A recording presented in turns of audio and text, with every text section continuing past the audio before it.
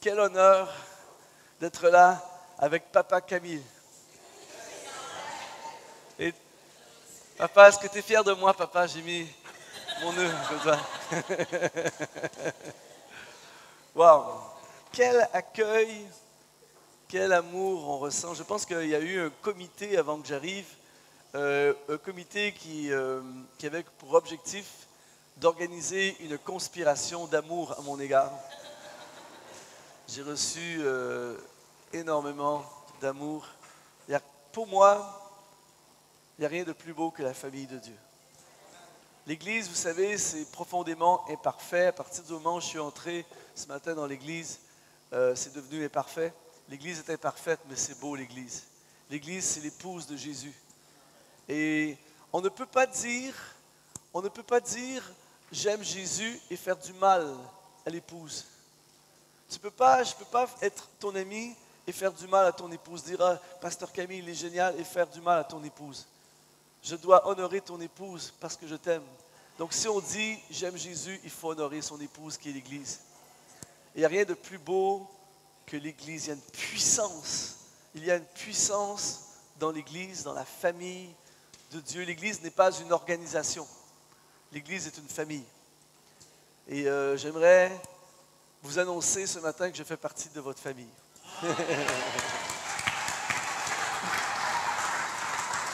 Vous savez, dans une famille, il y a toujours un élément faible. Et il y a un danseur faible dans votre famille, c'est moi. Mais ce qui est fantastique, c'est que Jésus m'aime quand même. Nous avons passé des moments très puissants ce week-end dans la présence de Dieu, dans la prière, dans l'adoration. La parole de Dieu change les vies. Et ce matin, j'ai la joie, encore une fois, d'apporter la parole de Dieu. Et c'est Dieu ne cesse de m'épater. Est-ce qu'il y a quelqu'un ici qui a déjà été épaté par le Seigneur? Dieu m'épate toujours. Vous savez, je suis arrivé ici il y a plein de messages que je peux prêcher et tout ça. Et puis je priais vraiment, Seigneur, donne-moi le message pour ce dimanche matin, que je puisse prêcher exactement ton cœur et ce qui a besoin d'être prêché, ce qui est pertinent à cette journée. Et puis ça fait 24 heures que je me bats avec qu'est-ce que je prêche ce matin. Et très très tôt ce matin, c'est devenu clair sur mon cœur qu'est-ce que je devais prêcher. Et ce matin, Maman de la Lune a lu le texte d'ouverture qui est le psaume 84. Et là, j'ai commencé à crier « Oh !»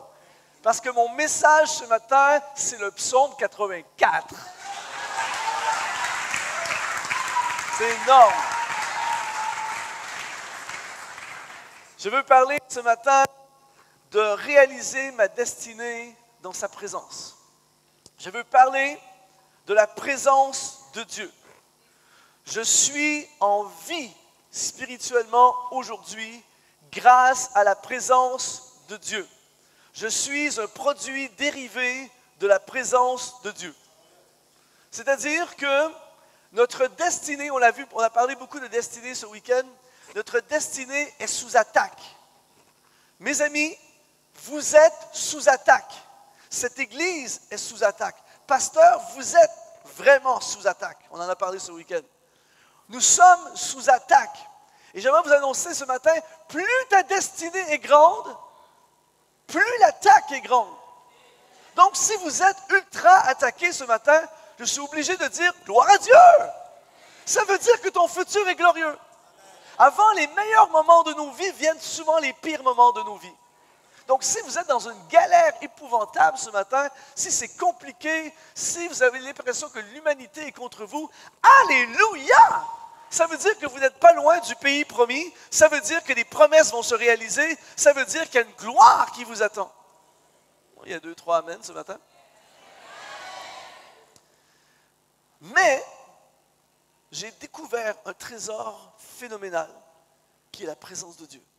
Si ce matin, vous devenez un homme ou une femme de la présence de Dieu, pas quelqu'un qui va à l'église au culte le dimanche matin, je parle d'un homme et d'une femme de la présence de Dieu, votre destinée est assurée. Votre avenir est assuré. Je mise sur vous. Je ne mise pas sur le talent. Vous êtes ici, vous êtes ultra talentueux, gloire à Dieu.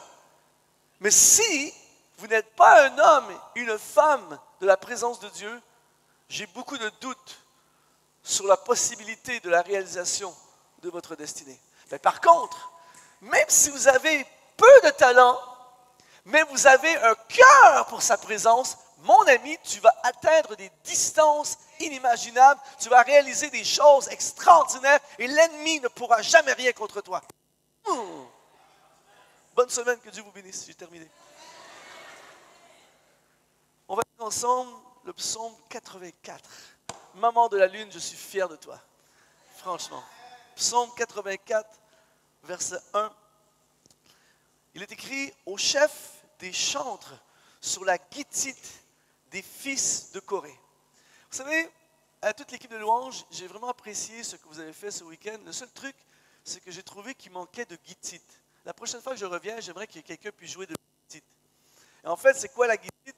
On ne sait pas trop c'est quoi. Tout ce que l'on sait, c'est que c'est un instrument de musique qui venait de la ville de Gath. Donc, la prochaine fois, allez faire un tour à Gath, ramenez-moi une guitite. Mais ce qui est intéressant, c'est que ce psaume a été écrit par les fils de Corée. Qui étaient les fils de Corée? Je vous assure, ce n'étaient pas des Coréens. Les fils de Corée étaient, attention, les fils de Corée étaient des Lévites passionnés de Dieu, adorateurs passionnés et musiciens, compositeurs. Ils auraient écrit 11 des 150 psaumes. Ce sont des hommes de destinée.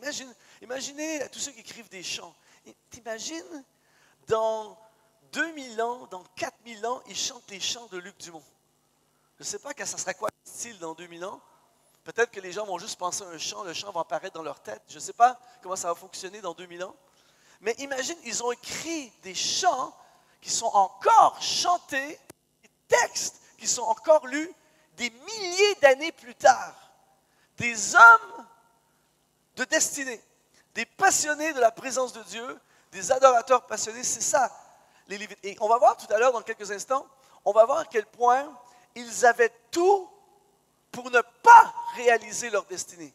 Il y a quelque chose que je vais vous partager à la fin du message qui prouve qu'ils auraient pu être des hommes qui manquent complètement leur destinée. Mais, parce qu'ils étaient des hommes de la présence de Dieu, ils ont réalisé une destinée qui va impacter les générations futures.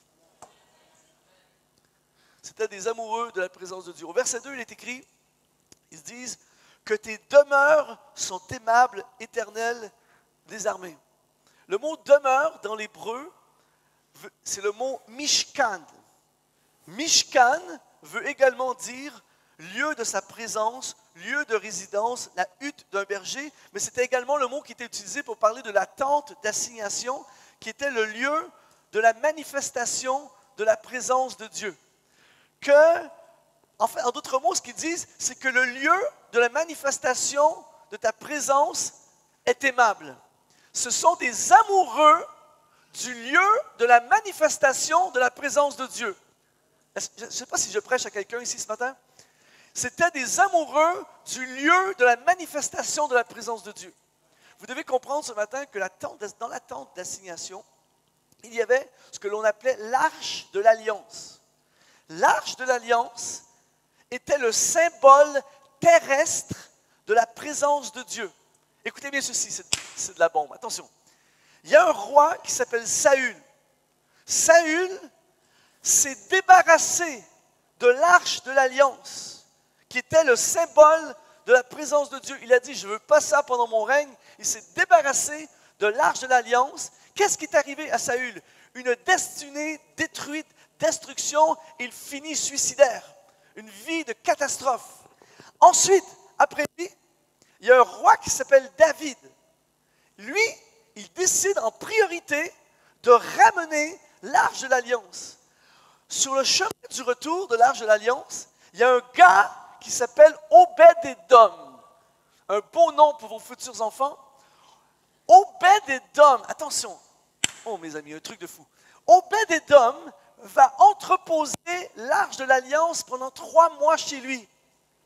Que 3 mois. La Bible dit que Obed-Édom, après avoir entreposé l'Arche de l'Alliance dans sa maison pendant 3 mois, la Bible dit qu'il a été béni toute sa vie et toute sa postérité après lui. Je ne sais pas pour vous, mais dans tous les investissements que tu peux faire, imaginez un placement de 3 mois qui te bénit, et toi et ta descendance pour toujours.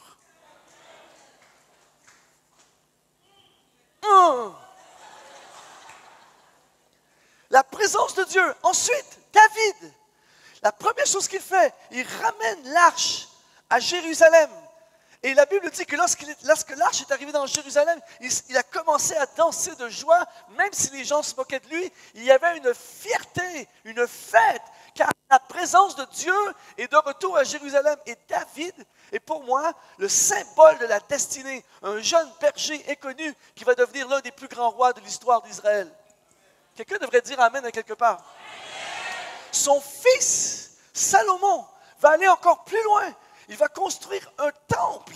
Il va construire un temple. Et lors de la dédicace du temple, il va restaurer le ministère des musiciens et des Lévites. Il va y avoir une fête en l'honneur de l'Éternel. La gloire de Dieu descend tellement forte dans le temple que tout le monde doit sortir. Moi, je rêve d'un culte comme ça où c'est tellement fort qu'il faut sortir. Et il a amené un réveil spirituel sur la nation. La destinée d'une nation a été influencée par quoi? Par la présence de Dieu. Alléluia! Mes amis, que tes demeures sont aimables, éternelles. Le mot aimable, c'est le mot mishka. Le mot aimable, pardon, c'est le mot yadid, qui veut dire digne d'amour. Tourne-toi vers ton voisin et dis-lui, tu es digne d'amour. Attention, n'allez pas trop loin parce que dans le fond, yadid, ça veut dire je suis amoureux de toi, donc attention. En fait, les fils de Corée ce ne sont pas des personnes qui vont à l'église. Les fils de Corée sont des amoureux de la présence de Dieu. Je ne sais pas pour vous, mais Dieu cherche des amoureux de sa présence. Y en a-t-il quelques-uns dans cette salle ce matin? Des amoureux de la présence de Dieu. Il faut comprendre que les fils de Corée ont passé leur vie à faire ce ministère, à faire de la louange. Et moi, ce qui m'inspire d'eux, c'est qu'ils ne se sont jamais lassés de ce qu'ils faisaient. Vous savez, des fois, je vais dans les églises, il y a les musiciens, ils sont là toutes les semaines, ils jouent, même dans les églises. Moi, il y a des trucs, pasteur, est-ce que je peux prêcher comme je le pense ce matin? En fait, en Afrique, on dit « dis-nous tout ». En général, c'est ça qu'on dit. Est-ce que je peux prêcher comme je le pense? Bon, voilà. En fait, il y a un truc que je ne comprends pas. Il y a des choses dans la vie que je ne comprends pas. Et un des trucs que je ne comprends pas, comment est-ce possible de venir dans un culte comme ce matin, par exemple, avec une équipe de louanges aussi extraordinaire et des chants aussi glorieux, et être lassé et indifférent. On chante des chants, la gloire. L'autre jour, je suis dans une église, ils chantaient le Dieu des miracles. Le Dieu des miracles. Et ça dit le chant, oui, je crois en toi, tu es le Dieu des miracles. Moi, quand tu chantes ce chant-là, je décolle comme une fusée. Et là, il y avait des gens, oui, je crois en toi, tu es le Dieu des miracles. C'est pas possible.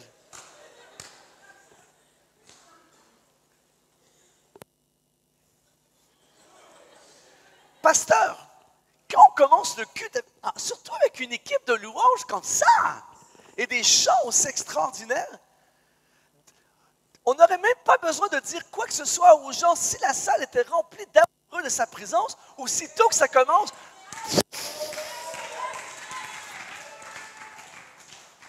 moi, il y y a des fois que je suis fatigué, mais quand ça commence, je mets ma fatigue en attente, on réglera ça plus tard. Quelqu'un dit Amen ce matin?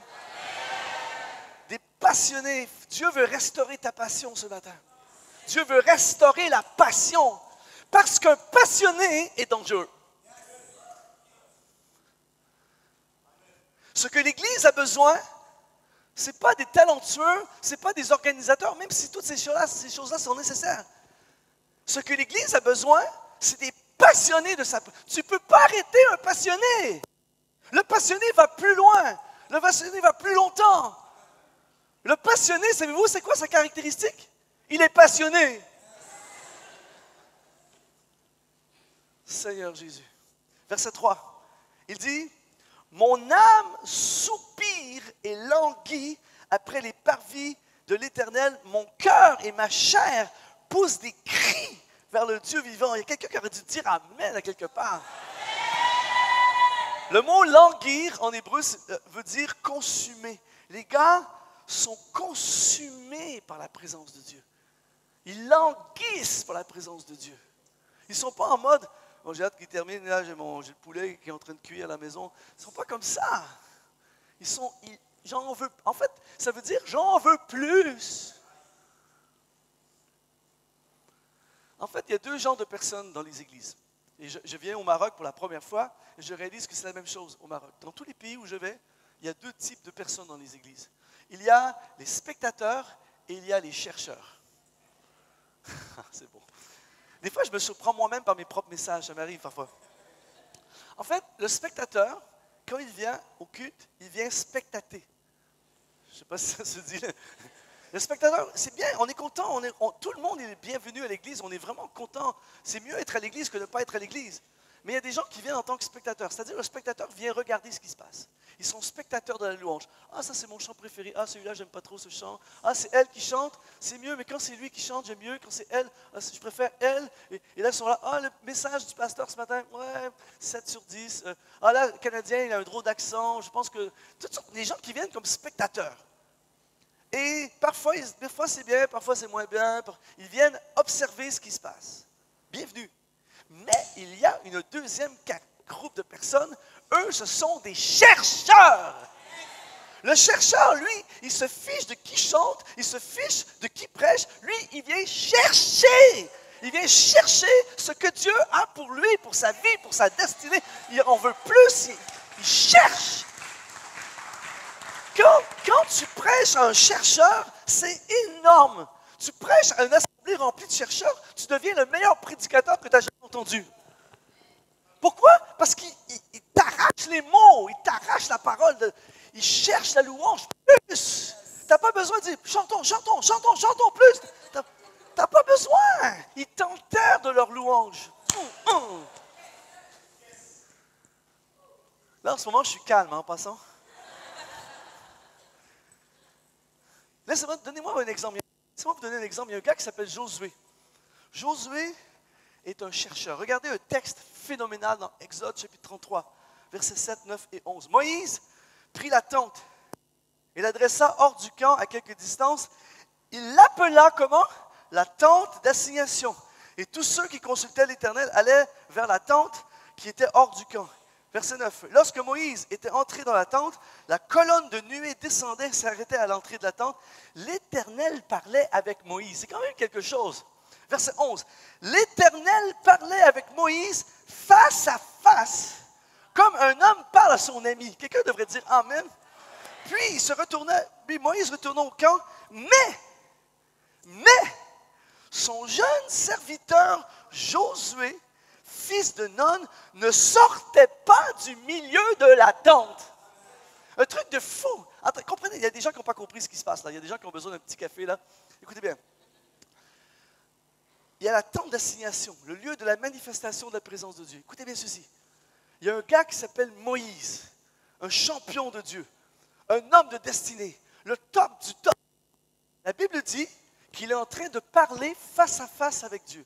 Je ne sais pas pour vous, mais moi je viens au culte ici le dimanche matin et papa Camille est en train de parler face à face avec Dieu. Le culte est tellement fort que papa Camille est ici et il parle face à face avec Dieu pendant un certain temps et nous on est témoins d'un moment comme ça. Combien aimeraient être témoins d'un truc comme ça? Je ne sais pas pour vous, mais moi, un dimanche, je viens au culte ici à Rabat et que Papa Camille est en train de parler face à face avec Dieu comme un ami, quand je sors, je dis, c'était vraiment un bon culte. Et si Papa Camille, après avoir parlé face à face avec Dieu, sort, je me dis, ben on peut sortir, ça a été énorme. Mais Josué en veut tellement plus qu'il reste. Il en veut plus. Comme par hasard. Comme par hasard. Comme par hasard. Quand Moïse va envoyer des espions pour espionner, découvrir le pays de la destinée, le pays promis, qui va voir le territoire avec une perspective différente? Tous les gars ont dit, c'est trop dangereux, on va se faire massacrer, il y a des géants. Josué, lui qui est un homme de la présence, qui connaît la présence, dit, il faut y aller, c'est le pays de la destinée, c'est la promesse de Dieu, il y a des fruits géants. Il voit différemment, même scénario, mais il voit différemment parce qu'il voit au travers Dieu, à travers la présence de Dieu, il voit les possibilités au lieu de voir les obstacles. Et il sera lui et Caleb les seuls à entrer dans la destinée.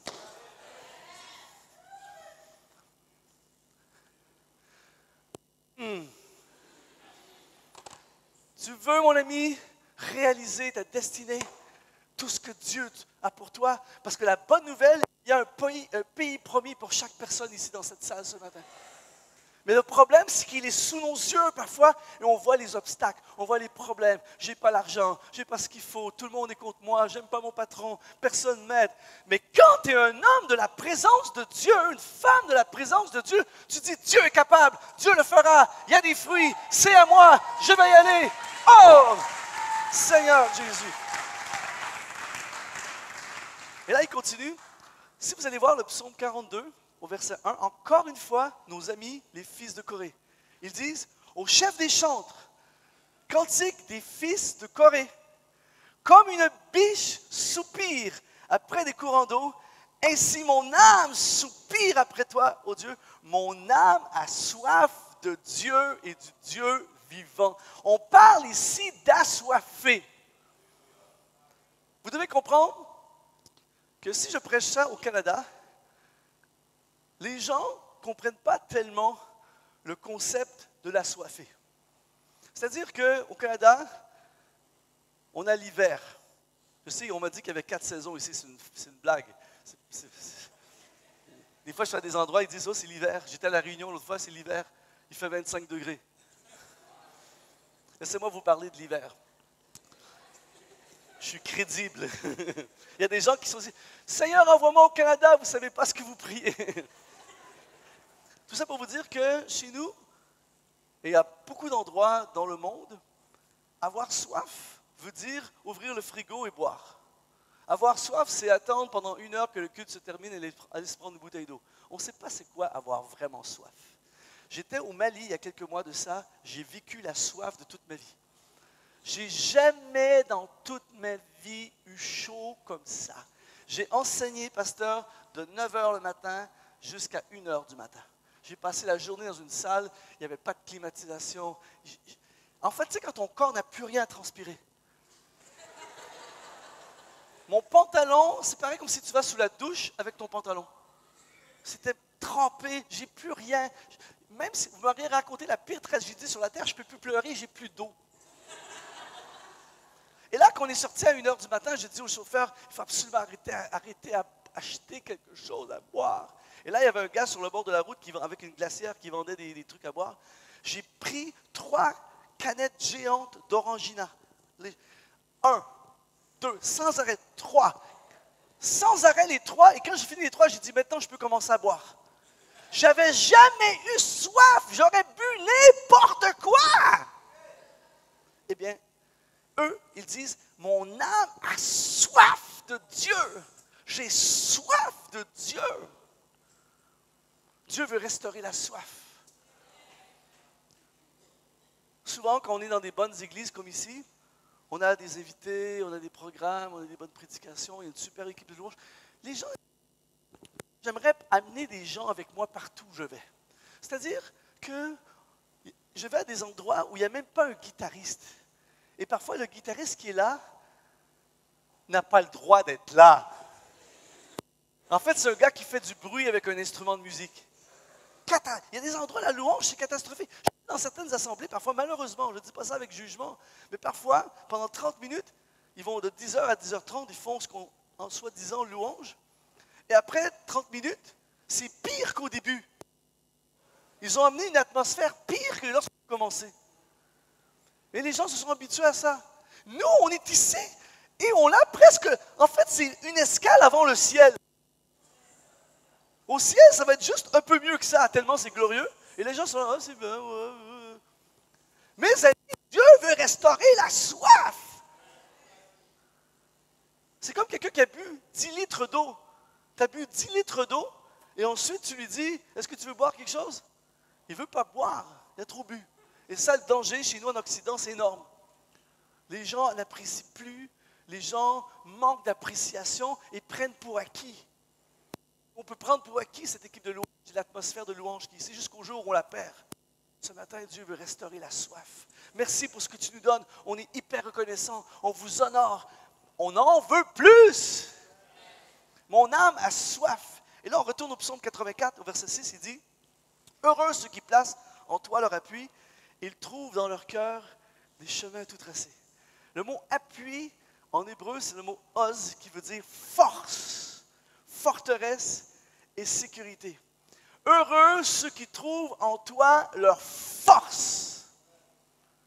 L'une des choses, mes amis, qui fait en sorte que les gens abandonnent la poursuite de leur destinée, c'est qu'ils perdent la force. Je n'ai plus la force de prier. Je n'ai plus la force de continuer. Je n'ai plus la force de croire. Je suis trop détruit, je suis trop fatigué.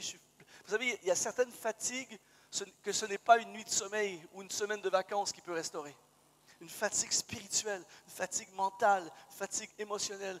J'en peux plus de me battre, j'en peux plus de continuer. Il y a tellement d'épreuves, tellement de soucis, tellement de situations. La famille, les enfants, le boulot, les études, la bourse qui n'arrive pas, les travaux. Tout. Et là, tu en viens à un moment donné, tu n'as plus la force. Et c'est ça qui fait en sorte que beaucoup de gens s'effondrent. Je sais c'est quoi être à bout de force. Il y a quelque temps de ça, à notre assemblée, on a eu une distribution de paniers alimentaires pour les gens dans le besoin. Et on avait 8 ou 900 boîtes de nourriture qu'on donnait aux gens. Il y a eu un problème organisationnel qui a fait en sorte que les personnes qui devaient donner les boîtes dans les voitures, mettre les boîtes dans des genres de paniers, n'étaient pas là. Je me suis retrouvé seul devant 900 boîtes. Au début, c'est drôle. Je prends une boîte, je la mets. 2 boîtes. Après 10 boîtes, je commence. Et là, je regarde, il y en a 890 autres. Et là, je me dis, mais je n'y arriverai pas. Et là, ça devient de plus en plus pénible, tout ça. Et là, tout à coup, pasteur, je vois 3 gaillards arriver. Tu sais, le genre de gars là que quand tu es devant eux, tu ne vois plus le soleil derrière. Et là, tout à coup, il y a 2 gars qui arrivent comme ça, et là, tout à coup, je prenais la même boîte, mais tout à coup, j'ai 2 autres gars qui mènent à la portée. Et là, j'ai dit, amenez des boîtes, on peut en faire à l'infini comme ça. Tout à coup, j'ai des nouvelles forces. C'est exactement ce que tu trouves dans la présence de Dieu. Tu es à bout de force, tu n'es plus capable, tu es découragé, tu es déprimé, tout ça. Mais tu viens dans ses parvis, dans sa présence. Il y a une force. Mes amis, je ne sais pas combien de fois dans ma vie j'ai vécu des moments de détresse, des moments de déprime, des moments de remise en question, des moments de crise personnelle, des moments de découragement où tu te lèves le matin, tu as le poids de l'humanité sur tes épaules. Je me souviens d'une fois, un mardi matin, 9h, assis dans les marches chez moi avec ma guitare. J'ai fait un concert de Luc Dumont pour Luc Dumont. Je me suis souvent interrogé pourquoi les gens achètent ma musique. Sans blague. Je me dis pourquoi les gens achètent mes musiques. Il y a tellement des artistes qui sont 100 milliards de fois meilleurs que moi. Pourquoi les gens achètent ma musique?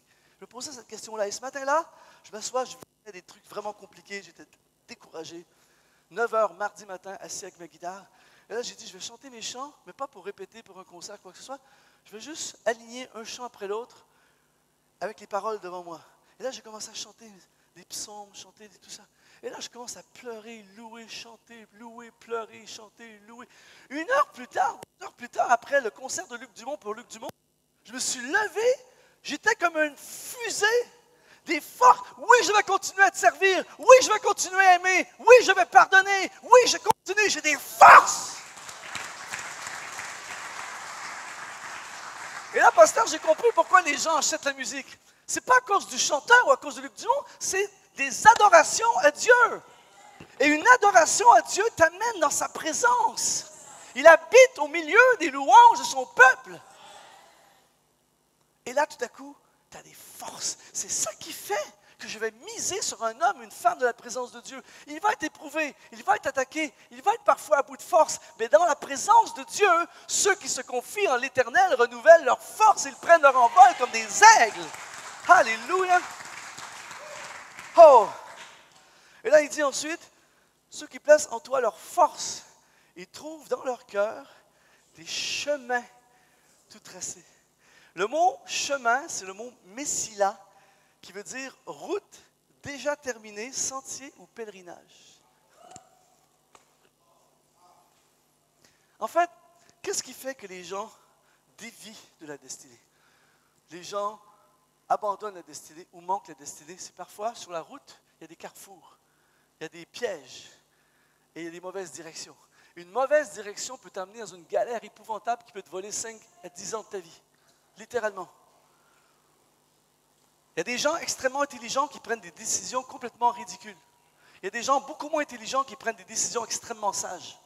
La différence, c'est que ceux qui se tiennent dans la présence de Dieu trouvent dans leur cœur. Je ne peux pas vous l'expliquer avec des mots, mais il se passe quelque chose dans la présence de Dieu, il te parle. Les plus grandes révélations de ma vie, les plus grandes directions de ma vie, je ne les ai pas reçues dans un comité. Je ne les ai pas reçues en lisant un bon livre.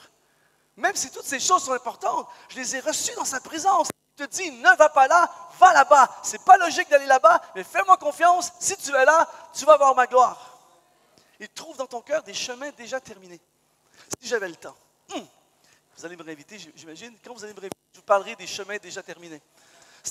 Comprenez ceci, il y a plein de choses qu'il faut comprendre, mais ceci est extrêmement compliqué. En fait, c'est la clé de la destinée. Une des clés, des plus importantes. Ce que Dieu, là où Dieu t'amène, quand Dieu commence quelque chose, c'est déjà terminé.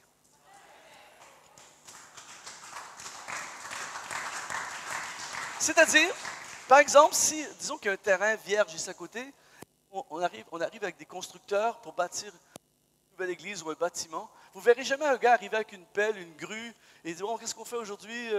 Ben, vas-y, creuse, puis on verra par la suite. Non, ils arrivent avec des plans, des permis. Le projet est déjà terminé avant de commencer. Donc, le constructeur commence, il sait exactement la toilette sera là-bas, la salle de conférence sera là-bas, les douches seront là-bas. Il sait déjà, il commence quelque chose fini. Donc, quand tu es dans le chemin de Dieu, tu es dans un chemin déjà terminé.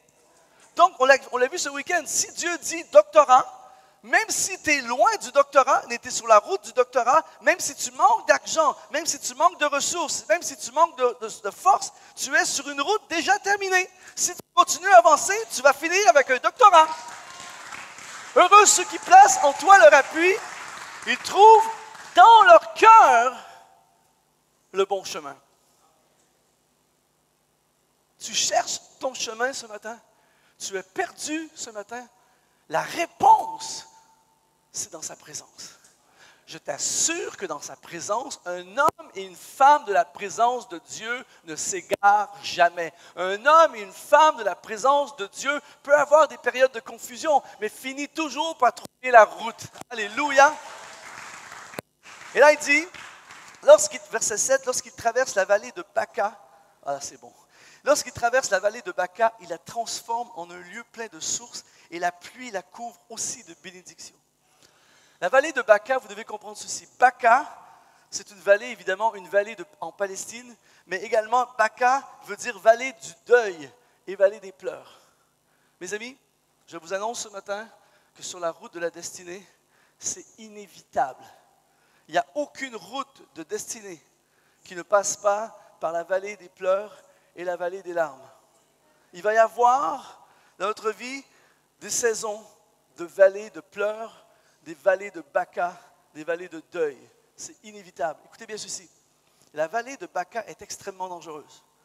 Dans la vallée de Baca, beaucoup de destinées sont mortes. Beaucoup de rêves sont morts. Beaucoup de ministères, beaucoup d'entreprises, beaucoup de projets. Des trucs extraordinaires, mais qui sont morts dans la vallée de Baca. Mais écoutez bien ceci. Lorsqu'il traverse la vallée de Baca, le mot traverser en hébreu veut dire un passage temporaire. Oh, je pensais qu'il y aurait un amen là. Un passage temporaire. Ça veut dire que la vallée n'est pas éternelle. C'est un passage temporaire.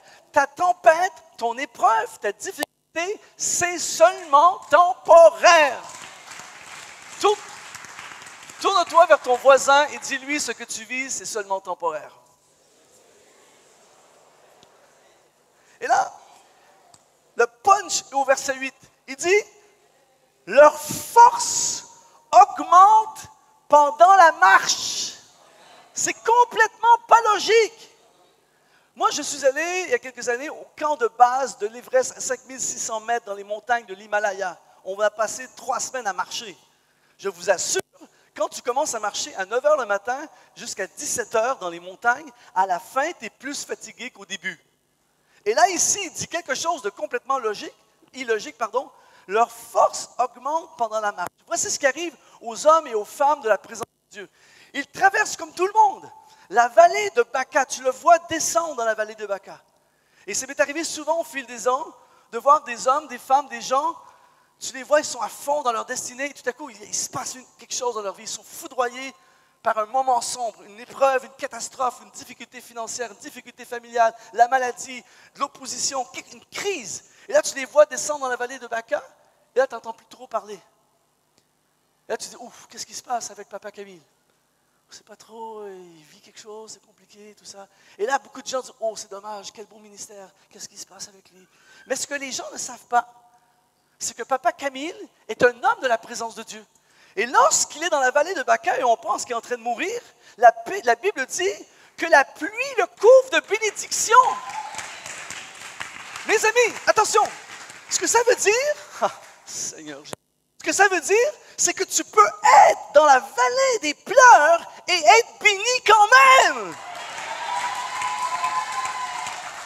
Tu peux vivre une catastrophe et trouver un rayon de soleil quand même. Il y a une bénédiction, pas seulement en dehors de la vallée, mais particulièrement, ça ne dit pas ailleurs, que lorsque tu es dans la vallée, il la couvre de bénédiction et sa force augmente. Au lieu de mourir, il devient plus vivant que jamais.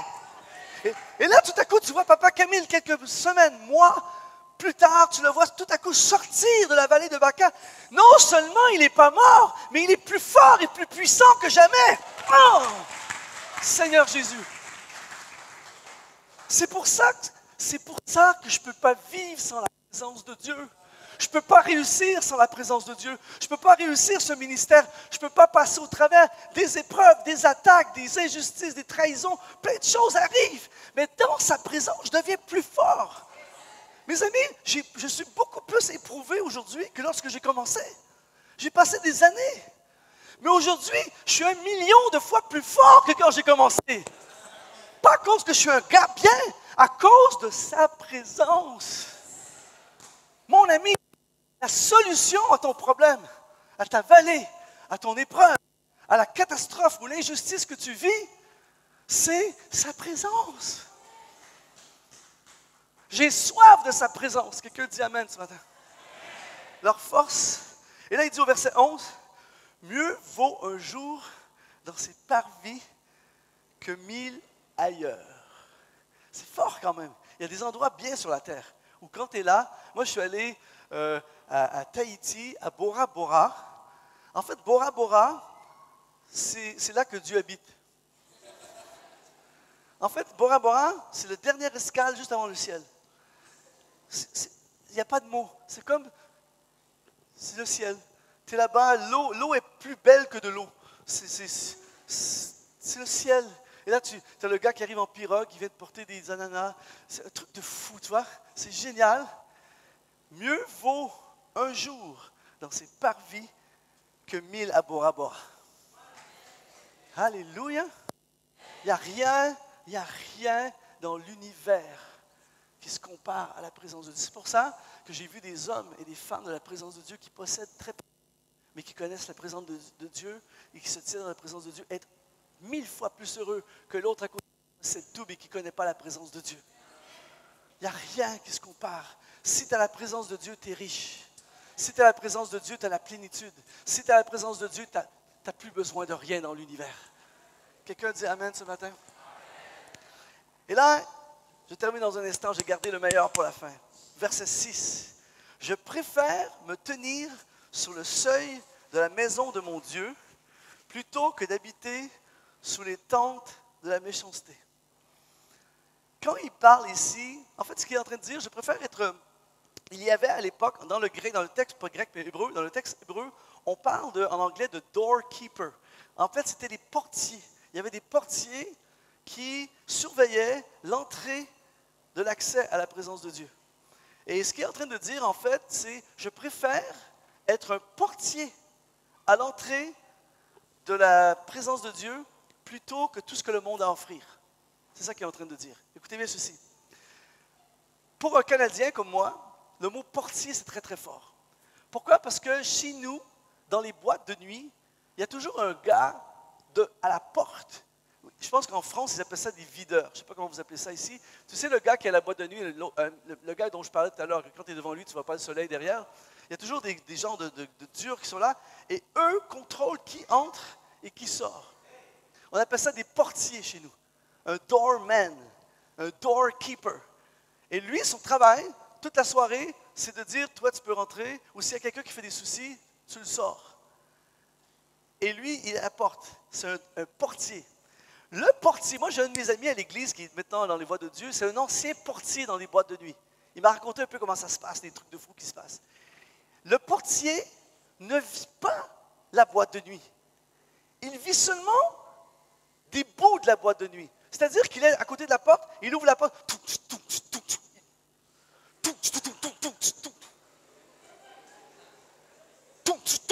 tu sors d'ici, toi.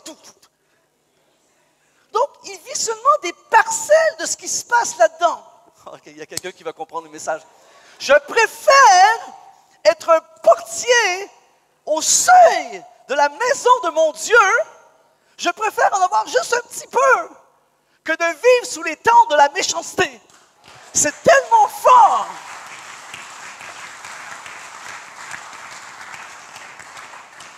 C'est tellement fort ce qui se passe là-dedans que même un peu, c'est déjà une puissance.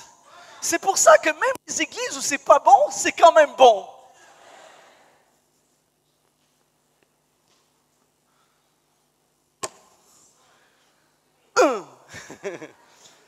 Je termine avec ceci.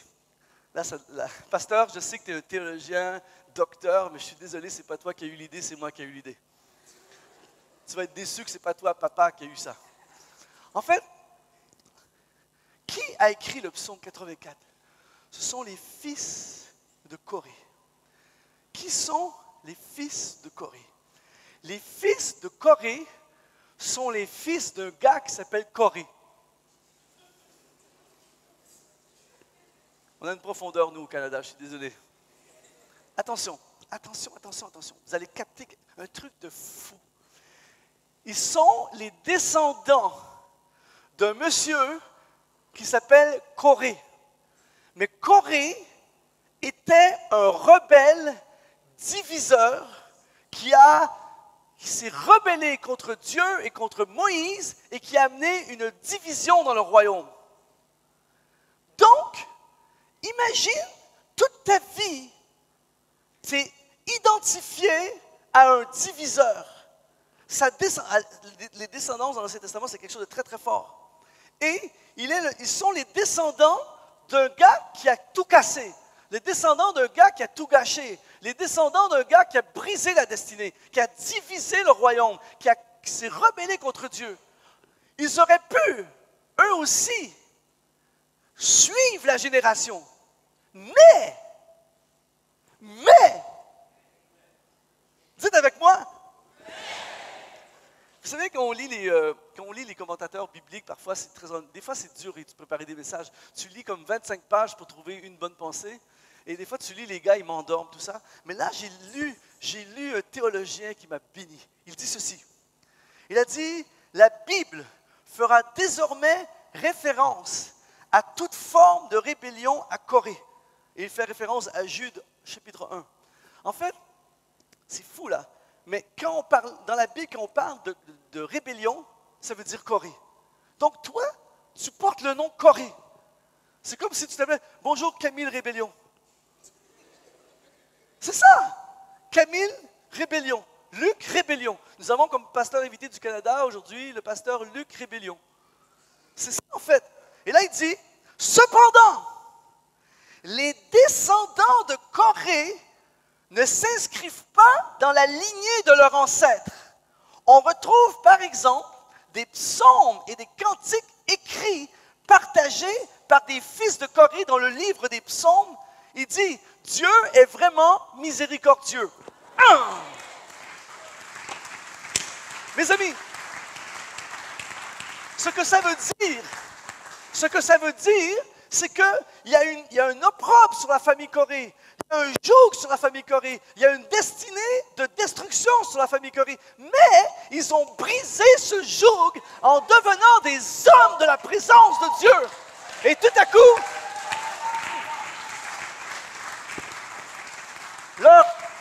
leur arrière-grand-père a laissé une destinée et un héritage de division et de rébellion, mais eux, à cause de leur présence, leur passion pour la présence de Dieu, ont laissé un héritage de louange et d'adoration. Oh! Seigneur Jésus! Mon ami, si on devient des hommes et des femmes de la présence de Dieu, nous devenons illimités dans ce que nous pouvons réaliser. Notre destinée ne va pas mourir là. Notre destinée va avoir un héritage, une descendance. Il va y avoir la vie, il va y avoir la force. On va réussir grâce à sa présence. Quelqu'un dit un vrai amen convaincant ce matin. Oh! Je vais inviter l'équipe de louange à s'approcher si vous voulez bien. Ce matin, j'aimerais, si vous le permettez, qu'on finisse ce culte et ce week-end dans un moment de sa présence. J'aimerais qu'on puisse chanter le premier chant, là, c'est la saison, un chant sur la présence de Dieu. Je veux déclarer ce matin, c'est ta saison. Dis à ton voisin, c'est ta saison. Écoutez bien ceci, à partir du moment, c'est fou, à partir du moment où tu reviens à la présence de Dieu, à partir du moment où tu viens à la présence de Dieu, ça devient ta saison. Calvin, let's go!